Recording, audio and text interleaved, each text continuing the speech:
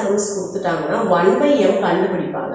இப்போ m is equal to 7 minus 4 root 3 னா 1 by m is equal to, you can write the answer within the fraction of a second. It is 7 plus 4 root 3. 1 and only if the condition satisfies like that. இப்போ பாரு இதை square பண்ணி பாருங்க. a square 49 minus 4 4 is 16 3 is 48. அப்போ 49 minus 48 எனக்கு என்ன வரும் is equal to 1.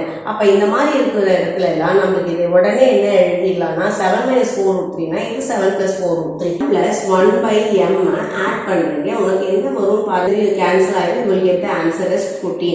இப்போ என்ன root m plus 1 by root m the whole square போட்டிங்கன்னா இப்போ a square என்ன வரும் m வந்துடும், b square என்ன வந்துடும் 1 by m வந்துடும். புரியுதாமா? a square plus b square plus 2ab 2 into root m into 1 by root m. உனக்கு இந்த ரெண்டு கடக்கா அடிஞ்சிருது. அப்போ m plus m கண்டுபிடிச்சு வச்சுக்கோ. 14 plus 2 my answer is 16. Okay, yes.